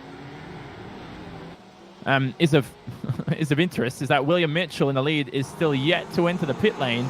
And we know in this car, Daniel, that you go about 1 hour, you're at risk of running out of fuel. So I don't know if he's in extreme fuel saving mode or something, but this is almost the moment. I don't think it's great to see him getting a lap lead, and that's ultimately what we want to see the guys do. A bit of a change of position here, and doing a fantastic job, it must be said, in that Pulse Racing car. But I think he's probably at the back end of this stint where he's really going to have to consider coming down the lane now and getting this stop over. Finally enters the pit lane. How about that, William Mitchell? He's on the Apex Racing TV radio in that car. Job entering the pit lane, of course, too. Minimized any time lost. And he technically led that lap too. So William Mitchell leading another lap right now as he crossed the start-finish line. Should say they're separate at this circuit. Oh, that's distracting, isn't it? When you have one car, William Mitchell, I was just watching as we watched Danny Davis on our screen, but William Mitchell had a car pulling out of his box as he was entering, and that can always distract you as a driver. It will do, and the last thing you want to do is overshoot the marks, as we've got Reese Keane down in for his stop as well. So if you do have to have the overshoot, obviously you've got to roll back, and that eats up more time, which you really cannot afford to lose, especially in a tight championship like this, where everyone is only a couple of seconds away from. William Mitchell with that Paul di Resta type strategy. When Jarno Trulli used to just, I remember in Monaco 2009, the Toyotas qualified 19th and 20th on the back row. And not only was the car slow, I think the team said, hey, here's a full tank for you to manage during a race. I think I always loved the Toyotas. The delivery on those cars was absolutely fantastic for me, but shame they didn't get as much opportunity as they've been afforded in, say, the WEC of recent. But yeah, they threw some interesting strategies out between their drivers, it must be said. Did you hear how Zoran Stefanovic, who Stefan GP in for Formula One for what, it's been like 2 decades now, was purchasing the Toyota cars for 2010. Apparently those Toyota cars for 2010 were better than the Red Bulls and the Ferraris and everything, and they could have won the championship. That's how good that car was, but they didn't have the budget to race him. That car ended up being the Pirelli test car. Never find out what the end result could have been had the Toyota ran the 2010 season. Well, that's the story I'm going to have to go and dig up after this event, because that's, yeah, hadn't heard any of that, but certainly going to be an interesting read. That's fake. No, I'm messing with you, mate. It's a real story, but it's. I think I read it in F1, one of the F1 racing magazines, one of the Autosport magazines. Can't remember. So hopefully there's something out there on the internet for it. But how did we get onto this? We're talking about William Mitchell running Jarno Trulli-like strategies. Well, that's it. Yeah, he's out in the 8th position. Matt Morris entering the pit lane along with Brett Hender. Now, what do you think about this for Matt Morris? As I said, I think he's on track for at least a podium at the minimum. I think he could be there. I think this stop's really going to hurt him, though, because he only took the fuel the first time by. He's now got the tyres to do, so he's going to at least be stationary somewhere around the 30-second mark here. So I think this could actually hurt him more than it'll provide him any sort of benefit. Matt Olsen in the lane also for his stop, by the looks, I think. Oh, wow. And, yeah, for you guys, I think for any of the guys up towards the top end that have done the tyres, they're probably going to be in the prime position right now, looking at how close it is up the front to continue on and maybe get the podium. So I think Matt's going to have a huge amount of work to do when he rejoins this race. I tell you something, Matt Morris is already out and away, and he's already behind Reece Keane. So unless our calculations are incorrect, that pit stop to me seemed like it was a Formula One style pit stop. It was insanely quick. So I'm not sure if in the first stop he's in tyres then, and Matt Morris is too smart to make an error like that. Yeah, I don't know. That's something we'll have to certainly wait to keep an eye on in the washout of this one. But I would have expected if he hadn't done the tyres in the first stop, and we were looking at the stationary time of around 3 to 4 seconds there, to my mind, he wouldn't have. But to have come out with a 10-second stop there, that's lightning quick. Well, even I'm confused right now. Matt Morris, though, this is brilliant for him now. So the tyres have turned. Daniel and I thought possibly he'd be down the order, and this wouldn't suit him, but he's still on track for a podium. 1.5 behind Reece Keane and a DPR Racing BMW. They're right behind Benjamin Faulkner. Clements up on screen. Dave Clements' position. Right behind Simon Lauder on the right, Sim Racing BMW. Both these drivers only entered the pit lane once so far.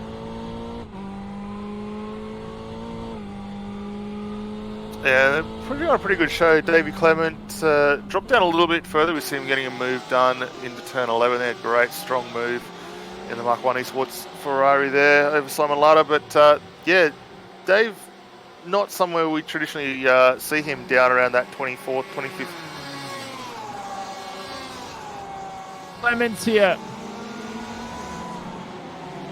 He lets him go. Wow! Screaming for the outside line in the braking zone is Dave Clements. They both outbrake themselves by just a touch. And, oh no, overshooting turn 13 there is Simon Lauder. This is a clumsy battle, let me tell you this so far. 3 opportunities to pass Lauder after Lauder made 3 mistakes, and Lauder saved 3 of his mistakes. I'm confused. I don't know what's going on between the two, but nevertheless, they continue in the same positions. Yeah, Davey just needs to reset here and look to get that run up into turn 1. I don't think he's going to be able to close it off in the back couple of corners here. As we see him working on the run to turn 12. Actually, it made it a lot easier for him. Lauder diving for the lane, so doesn't need to worry about a pit stop here, which will help him out. Jackson Wall up on screen, still got Dave Miller all over the back of him. These guys have not been separated by much at all this race, and they are pushing on. Jackson sitting in the 13th spot, 21 spots up, so it's a fantastic run for him so far. Jackson Walls. Oh wow, that's a huge error. Oh my god, the 3rd time now for Jackson Walls. 3 spring jumps. I don't know, that was like ski jump over the anti-cut strips.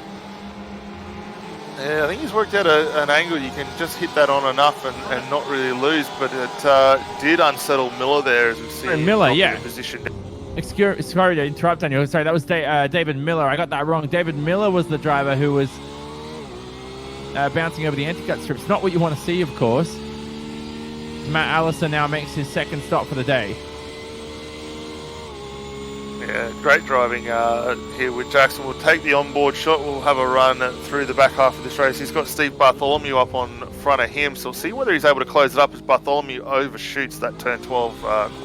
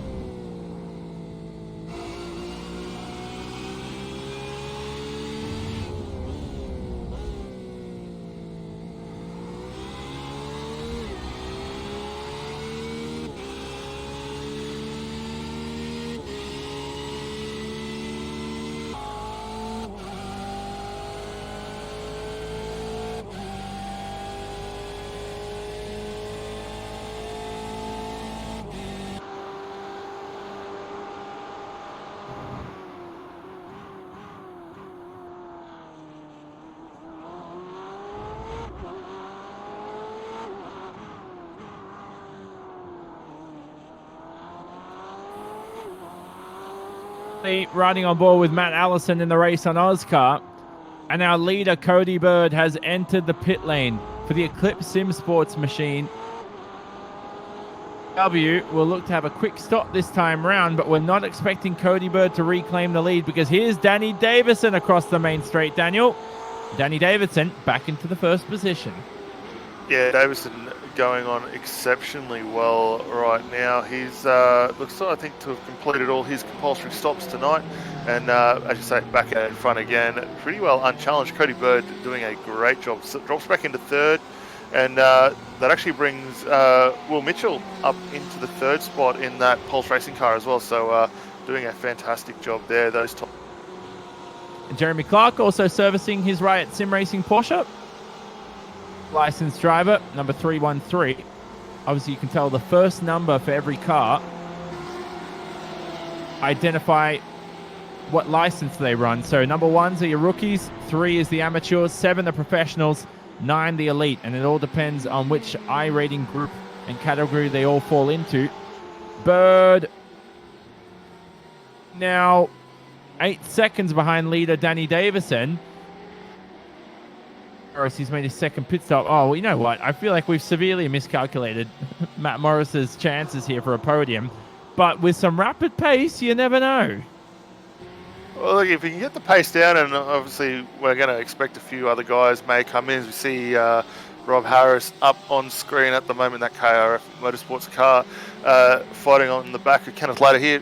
He might be able to get back up to it, so we'll let's keep an eye on Matty Morris. But great to see Rob Harris up here. For those tuning in or follow Rob, he does have a live stream on YouTube, so you can go check him out there. I'm sure he'd appreciate that. But yeah, he's fighting on quite well, up in 10th, up one spot from where he started tonight, but having a pretty strong run in that KRF car. Hurrying, Danny Davidson's only made one stop. So Cody Bird, I think, is pretty much guaranteed the lead here and possibly the win. I think that the pecking order's changed.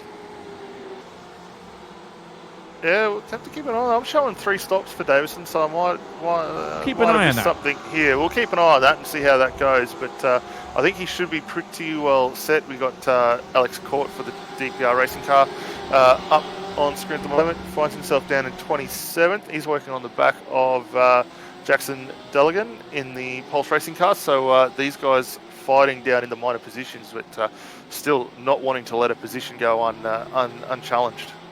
I've had to check this manually because even I'm confused. I thought I saw Danny Davison in the pit lane twice, but checking it manually, and this is, I'm not 100% confident with this, but I feel like he's entered the pit lane once. So I feel like going the correct pit stop, which is 1 for the moment. And he's already just 7 seconds ahead of Cody Bird. So this will be an important narrative to end this race, whether or not Danny Davison's actually going to take the win from pole position. Otherwise, Cody Bird looks like he'll take his first victory for the season and his career. Well, look, if the things don't line up, then yeah, absolutely, we could see Cody getting a win here, and if he is able to, that would be a fantastic run. He's been exceptionally strong in that BMW all night tonight, so we will keep an eye on that. While we do have a little quick break in proceedings here, I think we should have a look through the field and actually find who we think has the best livery out there tonight. And Yes. I know last year we had pretty high hopes on the Flying Giraffe car. I think there's a couple out there as well that might get a good look in tonight. One day I didn't load the paints, and even the Rob Gray's Flying Giraffe car without the paints looks good. And with the paint looks even better. So I think he might still win on all costs. Who else do you spot? I'm not quite sure if you... There's so many cars to cycle through, man. Well, there are. I think. Look, I think the Flying Giraffe car still probably gets it in my book. I think the JPS cars certainly come a long way, and the transition from the red to the blue certainly does look quite good on those cars. We've got Scotty Gamble up here in the Ford there, still pushing on. Those cars look fantastic in that new livery. The Racing Oz cars just behind another standout livery. I don't know, there's so many good ones out there. The Mark 1 Esports cars, they all look, don't want to say anything inappropriate, but they all look bloody fantastic. Oh, say it. We can bleep it out. No, I'm kidding. Don't say it. Rob Gray is heading to his box for the moment. Rob Gray, you can see at the bottom of the screen. He's bloody brilliant. We can say bloody brilliant, right? He's in that bloody brilliant livery of the Flying Giraffe team in the Porsche. Watching Timothy Phoeben on screen. In his own in the Mach 1 Esports BMW. It seems... Yeah, I got that wrong. I was about to say... Adam Gardner's not racing out here today, right? I can't spot him anywhere, so... No, we don't have Adam Gardner out there tonight in the Mark 1 Esports car, but Tim Phoeben continuing on probably I think a little further down than ideally where he'd like to be. Currently sitting out in 21st position. Last week out, we saw him a lot higher up inside that top 10, and no doubt he is pushing to get back up there.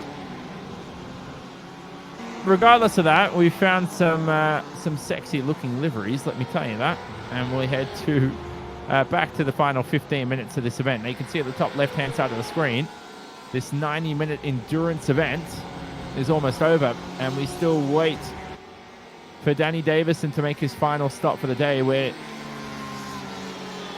Newton and I, we're looking at the timing screens. We most certainly think he's only made one stop, which will promote Cody Bird into the first position. William Mitchell also yet to make a second stop. Brilliant so far by Cody Bird. Now, where has that time been made up? How can we calculate this? Yeah, I'm not too sure. I mean, they're all pushing on pretty well. Actually, I think Bird, if anything, maybe just a tick slower at the moment than what we're seeing from Davison, but keep an eye there. But overall, they're pushing on pretty. Yeah, so that's a good race so far from Cody Bird, who started from the 5th position at 18th, but he'll cycle down through the field once he makes that final stop. There in the field for the moment include Aaron Specchio versus David Miller. We're watching that on screen. Privateer trying to defend from the Porsche Redback racing car of David Miller. Now, best overtaking spots on this circuit, Daniel. Oh, that's a car stricken on the racetrack. Is that Jackson Walls? Yeah, it was Jackson. Part of the racetrack. Yep, we'll have to see if we can get a replay of that. It's an odd spot to lose it down into turn 19 there, and he gets it back underway, but yeah, here we are with the replay. Very unfortunate spin for Jackson Walls. He lost it all on his own, and that can happen there due to the weight transfer at such a high-speed corner. I actually think a bit of that initiated. He caught the ripple strip on the outside curb there as he turned it in, and well, he had a little bit of brake on it. Wouldn't have taken much to lose that rear end, but fortunately not to be collected by anyone else going past there. But as we say, that's actually brought Brad Klink up onto the battle here of David Miller in front. So Brad getting back up onto it, and yeah, himself, Adam, and Dave only a little bit of time can basically throw a blanket over these guys and actually look behind. You've got Davey Clement coming back up into this run as well. Clements driving well, of course. Now, this is one of our 3 endurance events for the year. The other 2 will have the Le Mans race for round 7. That will be on the 27th of October. Format, 2 mandatory pit stop. One of those tires will require 4 tires to be changed. One of those pit stops, I should say, will require. And then the next one after that is Montreal. A lovely circuit. My favorite circuit in the motor racing world, believe it or not. Well, hey, look, Montreal's a great little venue. Maybe not one of my personal favourites, but I can certainly see the appeal of it. It's a very challenging little circuit to get around, and especially that last run up through the Wall of Champions. I mean, it really shows the boys from the men, doesn't it? It does. I think it's a very rewarding circuit when you push. That's why I enjoy it. I just really hope one day they get the Monte Carlo Street Circuit on iRacing. That would be so fun, but so challenging just for iRacing to get the laser scanning done in such a short period of time.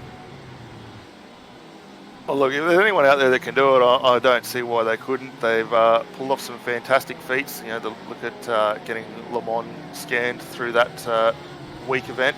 Obviously, Le Mans, you do get a little bit more time than, say, Monaco and to do it, but they've been able to do it. Long Beach is another one, still in development, but hopefully that will come out very soon. I'm looking forward to that one, I think, most.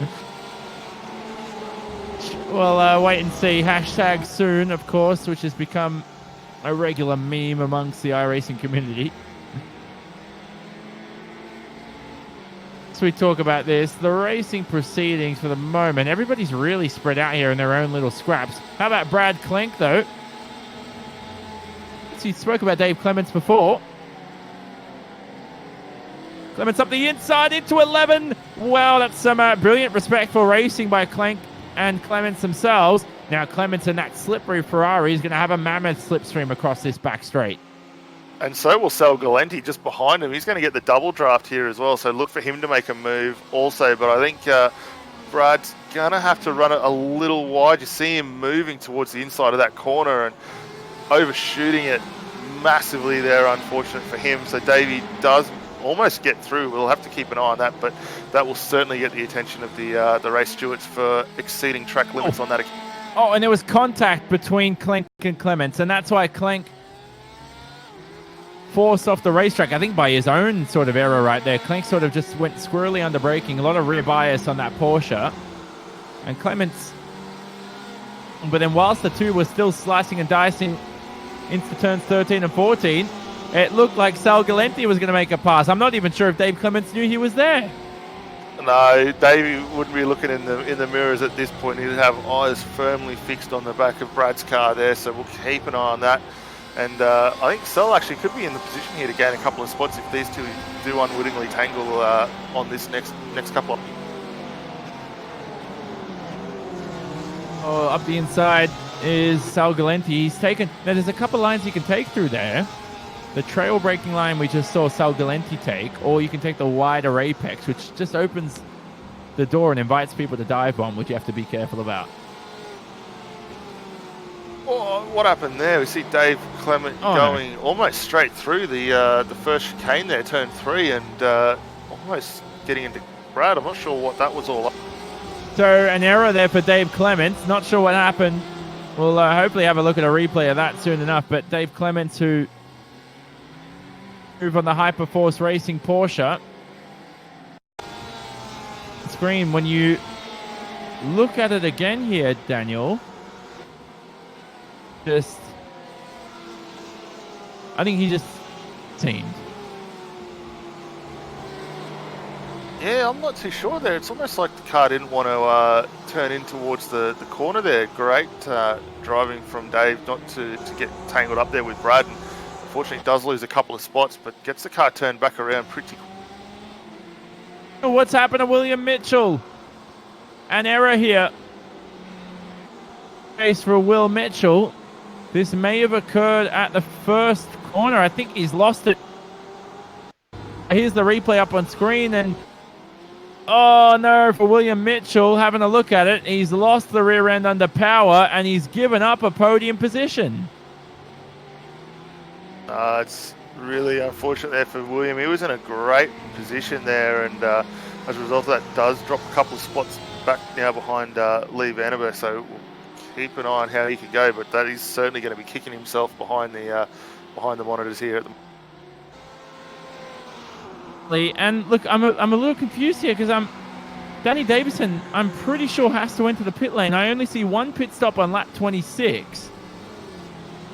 The lap 25, he's serviced on lap 26. So I think Cody Bird's going to win this race. I don't see how Danny Davidson's going to win for the moment. This is an incredible dramatic end to this race so far. There's under 10 minutes remaining. Locked it. I think he's going to win. Yeah, I'm not too sure. We'll need to go back and double check the timings there, because I'm showing that he's come down the lane at least 3 times, and I'd certainly believe it's definitely 2, given that he did drop down behind Matty Allison and a few of those guys earlier on in the piece. But we'll keep an eye as we see Will Mitchell ducking into the lane now for another stop for himself. That will be his final pit stop as well. This will just be a fuel only, so look for it to be extremely fast for him. Yep, quick pit stop, of course, for Mitchell. He needed that after his late spin. So once Danny Davison services that car late in the event, he'll take a quick service of fuel into the second position. Now, I think there's a possibility. I think Davidson can possibly still end up ahead of Matt Allison. It's going to be close between the two, but Danny Davidson's at least got a podium position up his sleeve here. Yeah, I think the biggest thing you got to look at is your total transit time, even on just a fuel stop, is somewhere around the realm of 34 seconds. And at the moment, Davidson's got himself about 20 seconds if he does have to come back down. So that will actually may potentially actually drop him behind Lee Vandenberg. So we could actually see Davison off the podium if he does need to come back down the lane again for that final stop. Andrew Malkin up on screen. Here between Scott Gamble up ahead and Alex Court. Haven't spoken much about Alex Court. Now, the DPR racing cars, there's a few of them out there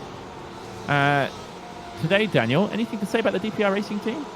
Well, not a huge amount. I've seen them out there a little bit, and they've certainly, from what I have seen of them, I believe, relatively new team. But like any young team, they're finding their feet. They're coming back up through the order. They've actually had some quite good races from what we've seen, especially in this championship over the last couple of seasons. And just like any young team, they've got to find their feet and start moving up the order, and that's exactly what they're doing. And they're doing it quite professionally. They're not taking anyone out adversely, as you see Alex getting the 2-wheel approach through turn 1, and they're just getting on with the job, which is great to see.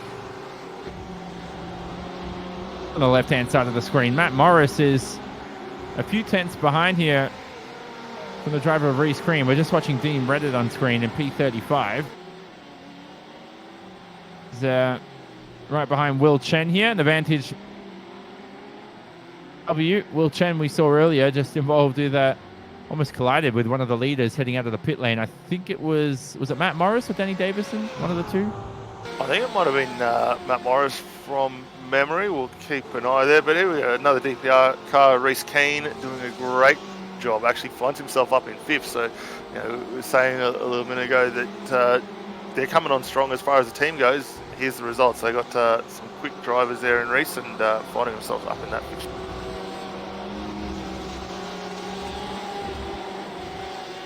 Still, and we're keeping an eye on everything, mate. We've only got 4 eyes. How can we keep an eye on so many things? But we'll shift an eye to Danny Davison, who's coming through turn 12. Still 6.5 seconds up ahead. And he's 21.5 seconds ahead of Matt Allison. So if he gets a nice little 3-4 second pit stop like Lee Vandenberg, a Formula 1 style pit stop, and Matt Allison, it's going to be awfully close like we said. But let's see if Danny Davison in the lead here in that Elite Racing BMW enters the pit lane. Yeah, I'm going to have to keep an eye on that because I'm still not sure. I had the feeling he had done that stop, but looking, as you say, through the timings, may not, and here you are, down the lane. Wow, so that's a late pit stop. Is it going to feed out? This is 100% most certainly going to hand the lead to Cody Bird. Cody Bird has a few minutes to go before he takes his first victory of the Aussie Mixed and Fixed GT Series here on Apex Racing TV. For Danny Davison, though, where is Matt Allison and Lee Vandenberg? They're coming through the final corner now. Come on, Danny Davison, get to your box. Service that BMW ASAP. This will need to be a quick stop. Out and away already. Yeah, he's on the exit. We'll look to see where he rejoins the circuit and down behind Matty Allison. So that's dropped him well down the order. He's actually now fallen down behind Matt Morris and Reese Keane. Yeah, he's well down. It's Matty Morris there spinning on the exit turn.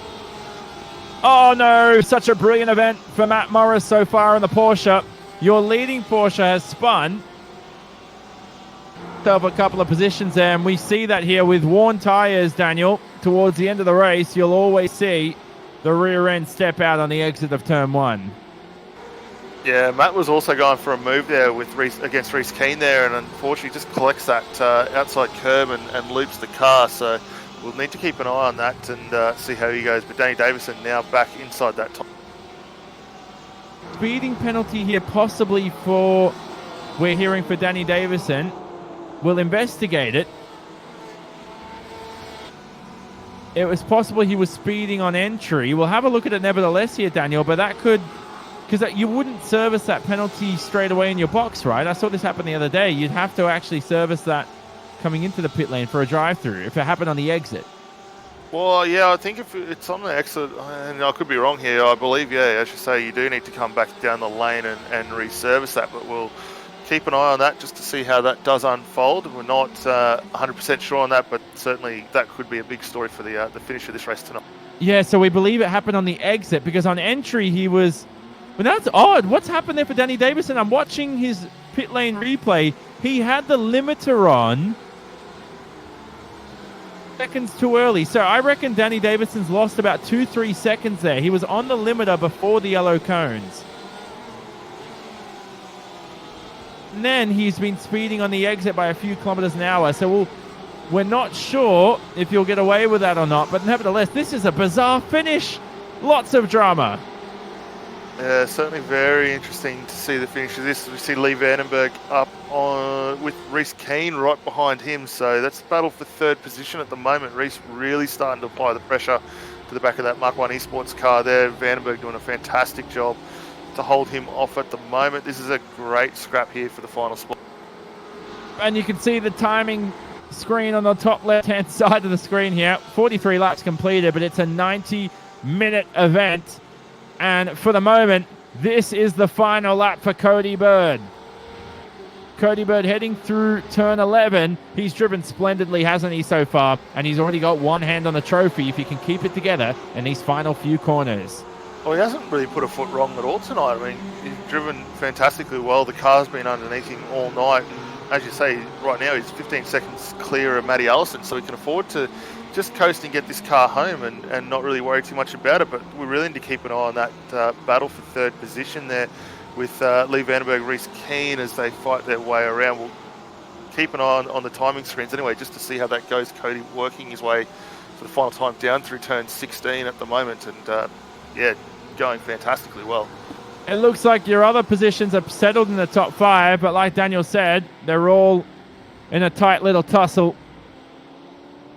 In positions, you'll keep an eye on it on the left-hand side of the screen. But for now, Cody Bird, the Eclipse Sim Sports BMW.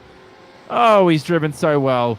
This is a well-deserved victory. We didn't expect him to be up there in the top 5 in qualifying. Not only has he maximized a good racetrack, he's maximized this week 4, round 4 for season 9 with a race victory. Cody Bird wins from the Circuit of the Americas, and brilliant strategy helped him on the way there. He's followed by Matt Allison in the race on Oz BMW. And how about Lee Vandenberg to round out the podium in that Mach 1 Esports Ferrari. What a race from Cody Bird. Well celebrated, as we're still racing here with Scott Chambers right behind Paul Wood. Yeah, fantastic run to the podium. Scott Chambers, still pushing on hard down through turn 11. He's got, let's say, Paul Wood ahead of him. I think Brad Klink might have actually had a spin or potentially dropped a position as well. He's slowing up for the back end of this race, so we'll keep an eye there. But yeah, these guys not wanting to miss an opportunity to close out this race.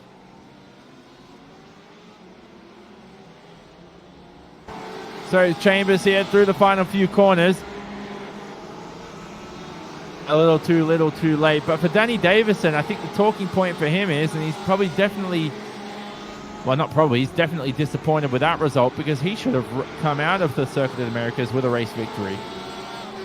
Well, he led basically from practically start to nearly finish there, and the race was his for the taking. The performance of that BMW tonight was absolutely outstanding. Of course, for Brett Hender in 7th, he's had a brilliant result. William Mitchell ended up just trying to see what happened to Matt Morris. So Matt Morris still in 6th at the end of the day. I think all Matt Morris did with the spin was probably just cost himself a top 5 finish, but still not that far off the podium. So our predictions with Matt Morris were actually quite accurate, to say the least. Well, yeah, not too far off at all. I mean, he certainly did come back well at the back end of that race. So maybe not where he ultimately wanted to finish, but still first race out with the new team. That was a fantastic. Time to look at your final race results for round 4 of the Aussie Mixed and Fixed GT Series for Season 9. Your winner today, the Eclipse Sim Sports BMW, taking a valiant victory. His first in the Aussie Mixed and Fixed GT Series. Brilliant stuff by the Australian. He's followed by Matt Allison, who's ever experienced in GTEs and GT3s like we saw last season. Our GT3 champion still with a podium. Lee Vandenberg, he'll be proud with that podium. 17 seconds off the lead, but a well-fought podium, because look how close Reese Keane and Danny Davison were behind. Davison, like we said, will be lamenting that top 5 finish. Despite being so good, anybody below Danny Davison, or most drivers, would kill for that 5th position. So much out of himself, we know that, and he'll be having to review that pit stop phase. I certainly thought he lost a lot of time. Of course, we see some other notable names. Kenneth Latta was the first driver outside the top 10. Rob Gray, at the end of the day, ended up in 13th, so he could have ended up higher had he not had some mid-race issues. 18th position. And we cycle through the next page. 3 drivers into the server at least. And so any other names you want to note for the moment? Scott Chambers just finishing ahead of Scott Gamble there, Daniel. But nevertheless, Scott Gamble, we've seen better from him for sure. Yeah, definitely. I think look, probably not where he ultimately wants to be. But all in all, I think we saw some fantastic racing. And a couple of the guys, as you already said, well up there. Matt Morris, fantastic run. Steve Bartholomew sitting in a pretty comfortable spot. But all in all, I think, yeah, everyone else drove probably where we'd expect them, maybe a little bit further up, especially Cody Bird getting the win. Cycle through the rest of the order just quickly, but a few drivers off the lead lap here. That included Simon Lauder, our first driver to finish off the lead lap. Will Chen ended up 35th, just out of Martin Crisp. 7th, down the order, of course, Jason Markowski with an early spin out of the event. So some DNFs that included Stephen Christensen, Dan Hanavier, David Mulhall, and Ryan Jones in the race on Oz Machine. Down the back end of the order, of course, Ryan Kolstad, Damon Mulqueen, not racing, Kester Mack, our pace car driver. How about Kester Mack being used for the first time this season, of course. Me too. So it's time to speak to our race victor for the first time in the Aussie Mixed and Fixed GT Series. Cody Bird, you are a winner today, and not only a race winner, but a dominant race winner. 15 seconds. I have to say, not that we underestimate your talent, but that was unexpected from us in the commentary booth. Yeah, cheers, guys. Yeah, certainly for me personally, I wasn't expecting too much. It's not a track I'm very comfortable with. But yeah, just kept it clean and consistent, and yeah, came away with the win, so can't ask for much more. Make the step up coming into this round in terms of pace, because we know for yourself, I think the more seat time, and tell me if I'm wrong, I think more seat time certainly seems to have helped you in this car. Yeah, for sure. as the race went on, I felt I was getting more and more comfortable. So it was just about pumping out those laps, and yeah. Strategy. This was a 90-minute event. Did that suit you in terms of your driving style and just managing strategy? Did you study what kind of pit stops you wanted to make and which laps you wanted to make them? Do you think that played to your perfection for victory?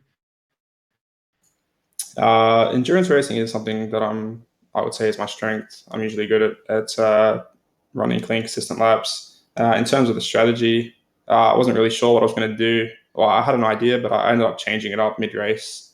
I was going to take fuel at the start and then two tires at the end, but ended up doing it in reverse. Yeah, it paid off. Did you know Danny had made his late pit stop before he came into the box? I noticed his first pit stop was quite lengthy. I had a feeling he may have made an error on his pit strategy and taken both fuel and tires at the start. So I wasn't too sure, but yeah, once he came to the pit right at the end there, I was pretty confident that I had the win. Who would you like to thank? Who gets it done for you in that Eclipse SimSports BMW? I'd just like to shout out to the Eclipse SimSports guys. Shout out to the AMF guys for putting on such a great series, and you guys for providing the broadcast. Cody Bird, who ended up race victor. Daniel, what a race victory from him. You'll be stood alongside Matt Allison in just a moment's time, but a race victory to remember and momentum to carry on to Spa in a week's time. Yeah, Spa's probably a favourite track of mine. Sure, it's a favourite track of quite a lot of drivers, so I love higher expectations there to try and hopefully get another win or be right up there contending for it. Daniel Leet, my co-commentator, stood alongside Matt Allison now in the second position. And Daniel, over to you. Yeah, thanks for that, Jonathan. Matt, congratulations, mate. Second position tonight. And, mate, what can we say? You've come on board in leaps and bounds after the switch from the Z4 last season to this car now. How'd you find it? Mate, I'm sweating buckets at the moment. I think I really need to have a shower after that. It was an absolutely fantastic run from yourself and the team. How have you found adapting to the car since the change from the GT3s last time? Difficult after round one, only because I've had my VR headset. I'm waiting for a replacement one on warranty, so I'm back on triples at the moment. It's just terrible. Hey, you wouldn't have known any better. The car looked fantastic. You look fantastic out there as well. How did you find everything overall with the race? Obviously, you really kind of fell into your lap. The final there with Danny Davison having to make that very late pit stop. Were you keeping an eye on where the guys at front had maybe stopped and potentially where you could feed in should they require a later stop at the end of the race? Yeah, I was keeping an eye on Cody and Reese and Lee there. I just followed my usual strategy that I do for enduros, and it seemed to work. I was able to come out and get fastest lap as well, which was good. But yeah, hard luck to William as well. Like he spun on the exit of turn one there, and then with Danny coming into the pits, it was nice. It was a nice little gift.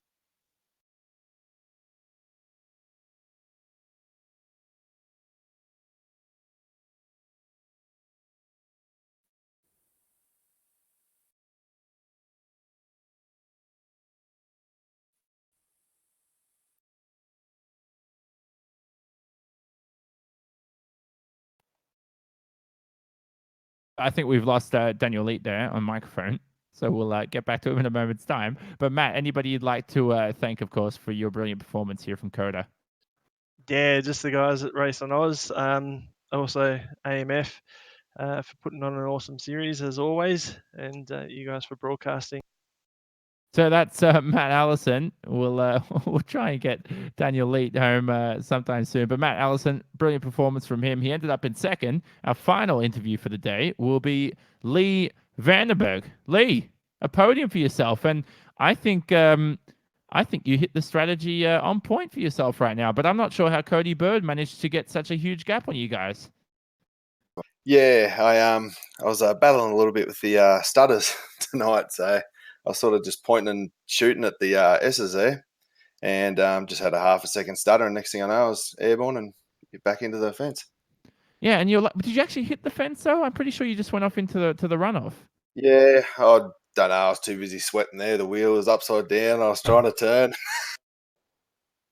Nevertheless, though, it's still a decent result for yourself in third, to be honest, And these 90-minute endurance events just test out yourself both mentally, and as Matt Allison said, he was sweating buckets and bullets.